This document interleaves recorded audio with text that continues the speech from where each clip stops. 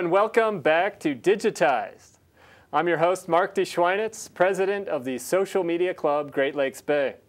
We have an exciting program planned for you tonight, centered around the subject of what should I be typing, or social media content. Social media is all about connecting with other people. If you send them boring messages or constantly bombarding them with advertisements, nobody's going to want to hear from you.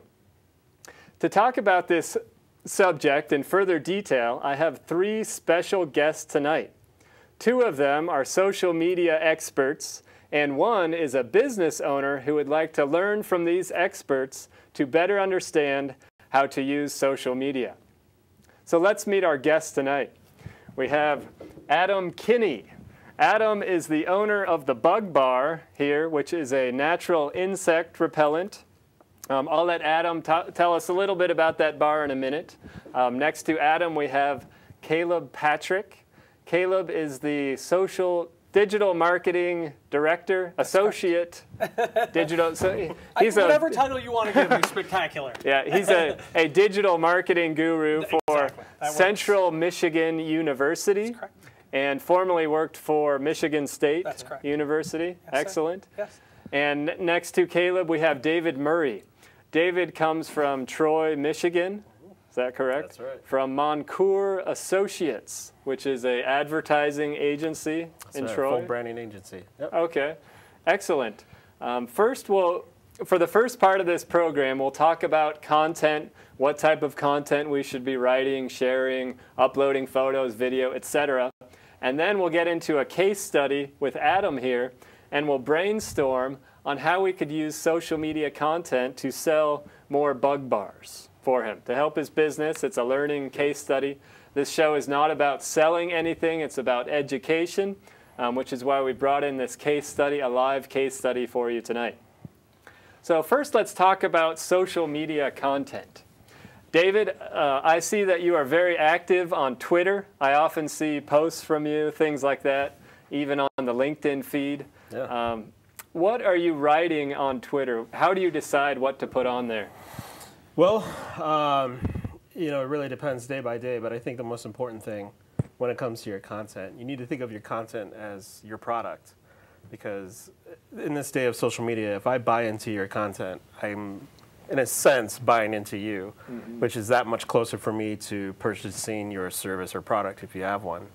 So when it comes to Twitter and any social network, I'm always thinking of what is the unique value that I can provide, not only to the specific piece of content that I'm providing, but also how can I differentiate myself from Facebook to Twitter to LinkedIn to all the platforms.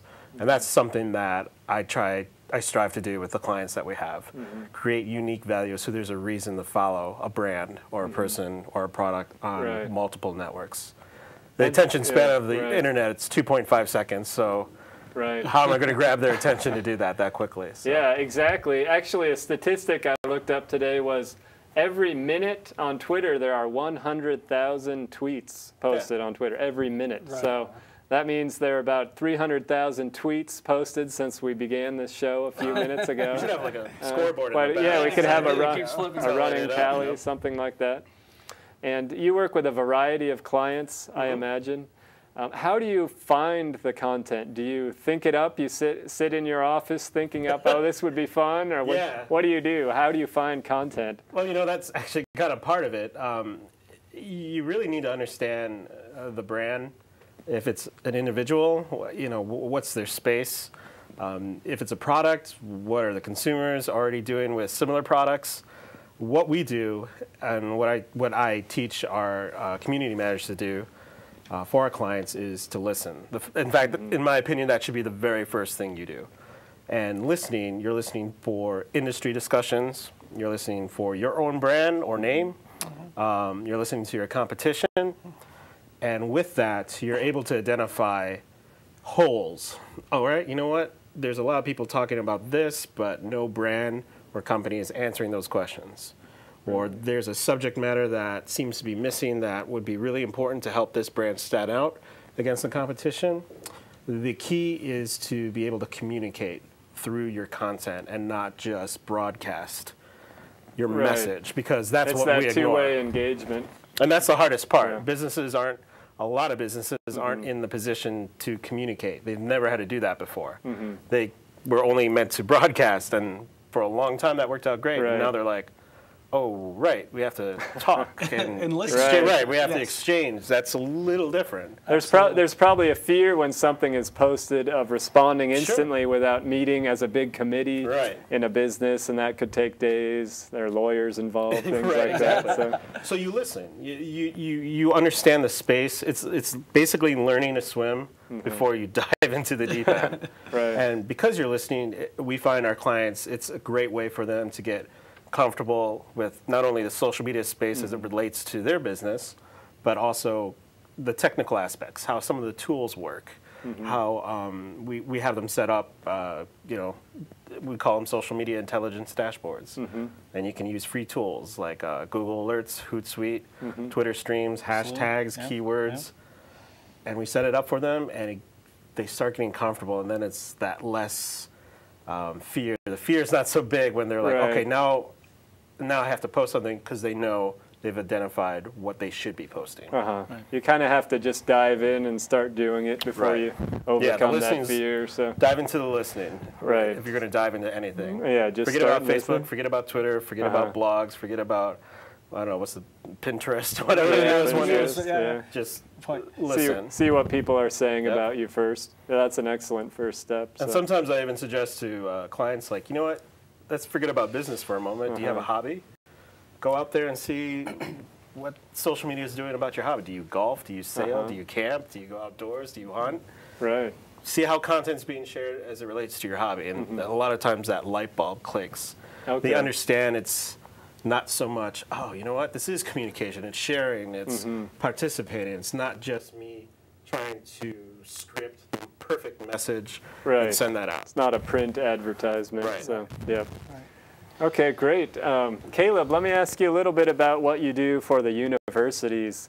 What type of content do you put on the Twitter or Facebook, et cetera, for Central Michigan University? You know, it's interesting. We work primarily with non-traditional students, right? Through, well, I guess the university split into two major wings. So we have the group that works for our traditional students that you think of that are pretty social media savvy, right? And then you have non-traditional students. And those are the ones that are taking classes online or one of the centers around the country or wherever they're trying to enhance their career. Well, when we mix our audiences together through our off-campus, what we're looking at is current students, alumni, and future students.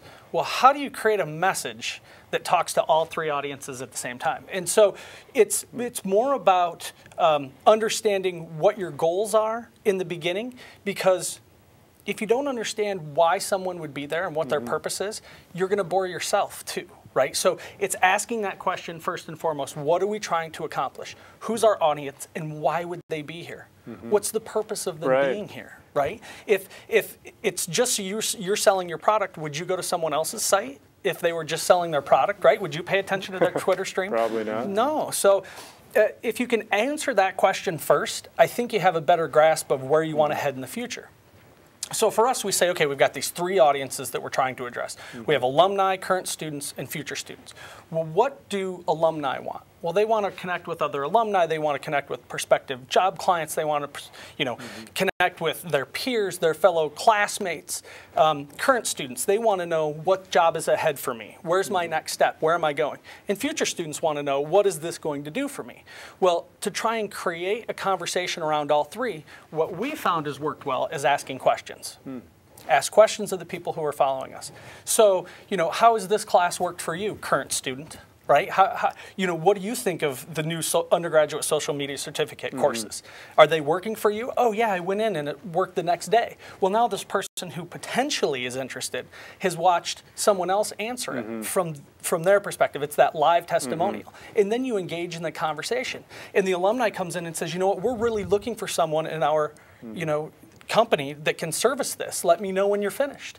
And then the conversation becomes organic, and you let it go. Keep your hands off, because if you start to try and tamper, that's when you can get yourself in trouble. So it sounds like it's really a mentality where you shouldn't be the one crafting these nice messages. You should try to get the students to be the one posting on Facebook. And most of the content should be from the students. Absolutely. Or alumni. Or alumni, or you know, we have a lot of prospective employers that come in and ask questions, you know. And do you divide are there 3 different sites or Facebook pages, or is there one where you combine for alumni and everybody? We've handled it a little bit differently. So we actually have 4 pages, which you're probably shuddering over there saying. If it works, it works. Because some people don't. Some people say, you got to stick to that one. And philosophically, it made sense for us to run with our main page.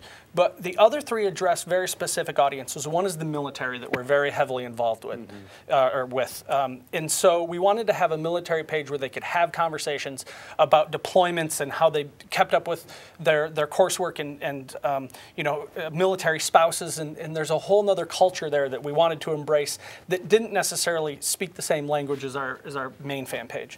And then, you know, we have our main, which is what we call it, and then we have recruitment fan pages for bachelor's and master's degrees. And so if we're advertising in the actual platform, we send them to that because we want to keep them in Facebook.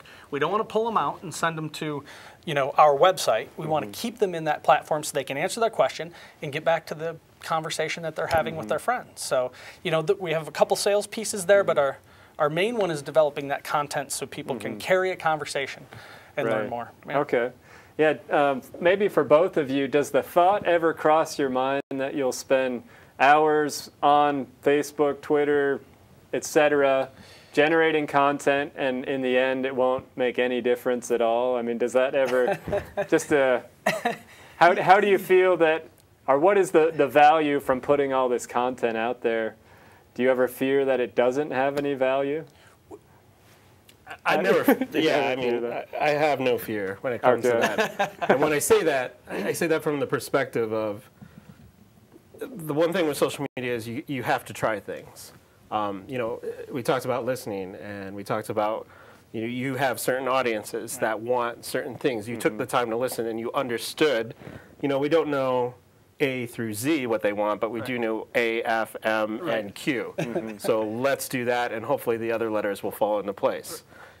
That's literally what we're looking at. And so, again, that's what makes businesses and organizations nervous, because they're used to having A through Z ready, ship it out. Right. They find out what people don't like, they take it off, and then the next time they ship it out again. If I wasn't paying attention to what my audiences were doing or in the space, and I just started posting content blindly, then I'd be afraid. That's a different story. Right. So. And also, you have to listen. You know, that's why there's analytics and insights. You can dig down very deeply what type of content is working, who's sharing it, where are they sharing it, their demographic. And that, to be honest, that's like the hard 10 to 20% of social media, is really digging down and seeing, okay, this is really working. And as you mentioned, what I think is very important is the overall objective. The landscape first. So. Yeah. And I totally believe in social media content. I more ask the question just to spark the conversation. But absolutely. And you know, I think we see often in the media the things that go wrong. Right? You see the Chrysler PR exec who tweets that, you know, no one knows how to drive in Metro Detroit. Well, that didn't necessarily work out well, and that's what all small business owners and a lot of people see. And they think that's why I don't want to do this. But what they don't see is the hundreds of millions of dollars in revenue and sales generated as a result of people using it properly. Because that's not reaching a lot. That's not the buzzword for the media to be carried. For the media, perhaps. Exactly. Okay, great. So let's turn to Adam now tonight. First, Adam, tell us a little bit about what this is. Okay, real quick. This is the Bug Bar. It's an all-natural insect repellent. Let you take a look at it if you want. Yeah, just to be real quick, all